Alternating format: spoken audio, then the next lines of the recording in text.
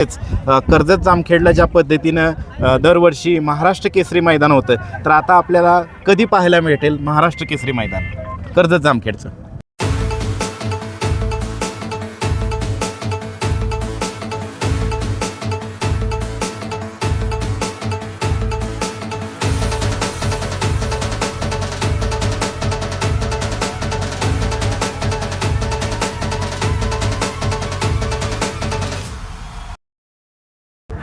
नमस्ते मित्रांनो, आपण सध्या आहोत भारतातलं पहिलं मानाचं मैदान म्हणून ज्या मैदानाला संबोधलं जातं ते म्हणजे परमपूज्य सद्गुरू सेवागिरी महाराजांच्या आशीर्वादानं संपन्न होणारं पुसेगावचं हिंद केसरी मैदान, आणि ते दिनांक 16 डिसेंबर रोजी संपन्न होणार आहे. मित्रांनो, आपण मैदानाची पाहणी करत असताना या ठिकाणी मैदानाला एक अचानक भेट दिलेली आहे, ते म्हणजे राजेंद्र दादा पवारांनी भेट दिलेली आहे. दादा नमस्ते. नमस्ते दादा, काय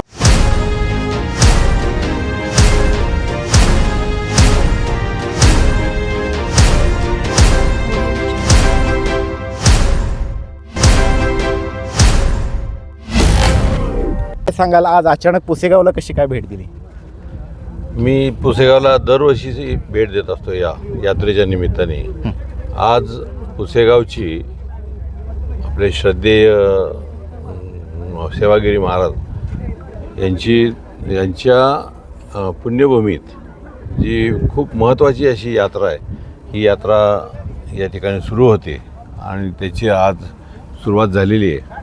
आणि या यात्रेसाठी एक यात्रेचं वैशिष्ट्य म्हणजे इथं शेतकऱ्यांच्या दृष्टीने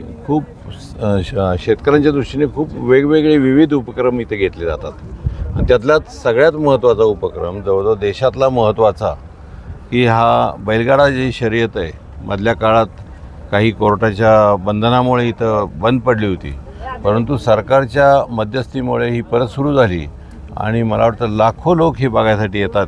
आणि या मैदानामुळे जे लोक इथं येतात, मला वाटतं 1200 बैलगाड्या यावेळी भाग घेतात. ह्याच्यापेक्षाही जास्ती बैलगाड्या इथं भाग घेणार आहेत, घ्यायचे इच्छुक असतात, परंतु शेवट वेळेचं बंधन असल्यामुळे, कारण मला वाटतं मध्य प्रदेशापासून ते जवळजवळ नागपूर भंडारा ह्या भागातून सुद्धा शेतकरी इथं या गाडा शर्यतीसाठी येतात. एक या निमित्ताने खिलार बैलांची जोपासना करण्याची एक प्रवृत्ती लोकांच्यात शिल्लक राहते. कारण आजकाल ह्या ज्या नवीन गायी ज्या बाहेरनं आपण क्रॉसब्रीड गायी आल्यात, त्याच्यामुळे आपलं जे पशुधन आहे, की जे ओरिजिनल या भागातलं, ते कमी कमी होत चाललं आहे. आणि या गाडा शर्यतीच्या निमित्ताने इथं शेतकरी ह्याची जोपासना करतात आणि हे ब्रीड पुढच्या पिढीसाठी हे राखीव ठेवलं जाईल किंवा त्या निमित्ताने इथं त्याचं संगोपन होईल, म्हणून ही गाडा शर्यत अतिशय महत्त्वाची आहे.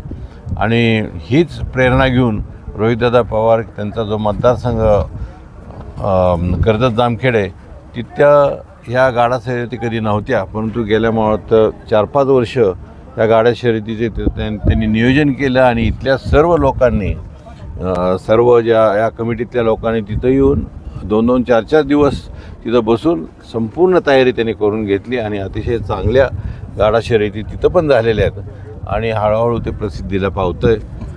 आणि मला इथं भेट देण्याची इथं संधी मिळाली आणि सर्व आमचे जे सहकारी आहेत त्यांच्याही भेटी त्या निमित्ताने होतात आणि एकदा आठवणीनं उजाळा होतो. त्या निमित्ताने म्हणून मी इथं दरवर्षी इथं भेट देत असतो. काय सांगाल, म्हणजे 16 तारखेला देशातलं सगळ्यात मोठं मैदान होतं आहे, तर महाराष्ट्रातल्या तमाम बैलगाडी चालक मालकांना तुम्ही तुमच्या माध्यमातून काय आव्हान कराल?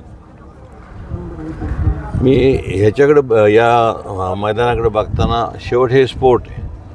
आणि असं असताना जे मगाशी मी तुम्हाला सांगितलं की पशुधन जे आहे, की खिलार बैलाचं असेल किंवा देशी पशुधन, हे खूप कमी प्रमाणात व्हायला लागलेलं आहे. म्हणजे हळूहळू त्याची जोपासना संपत चाललेली आहे ट्रॅक्टरच्या युगात. आणि या निमित्ताने या पशुधनाची जी जोपासना आणि संगोपन जे होईल, त्यामुळे हे जे मैदान आहे आणि ह्या अशा प्रकारच्या ज्या स्पोर्टली चालणारे गाडा शर्यती आहेत, ह्या वेगवेगळ्या ठिकाणी, वेगवेगळ्या प्रदेशात ह्या चालल्या पाहिजेत आणि त्या निमित्ताने हे पशुधनाचं संगोपन होईल. आणि एक जाताचा एक शेवटचाच प्रश्न, संबंध महाराष्ट्राला ज्या पद्धतीनं पुसेगावच्या हिंदकेसरी मैदानाची ओढ लागलेली असते, तसेच कर्जत जामखेडला ज्या पद्धतीनं दरवर्षी महाराष्ट्र केसरी मैदान होतं, तर आता आपल्याला कधी पाहायला मिळेल महाराष्ट्र केसरी मैदान कर्जत जामखेडचं? मला वाटतं यंदाच्या वर्षी म्हणतो नेहमी सर्व मंडळी आणि रोहितदादा पवार ही सर्व ठरवतील आणि मला वाटतं ती तारीख, कारण शेवट ती उन्हाळ्याच्या खूप आधी घ्यावी लागते. तर उन्हाळ्यात मला वाटतं बैलांना खूप त्रास होतो, त्यामुळे ते लवकर घेतील. आणि बऱ्याच वेळा कसं प्रत्येक गावोगाव आता गाड्या शर्यती होतात, त्यामुळे त्या तारखा बघून ती नियोजन करतील असं मला वाटतं. धन्यवाद राजू दादा.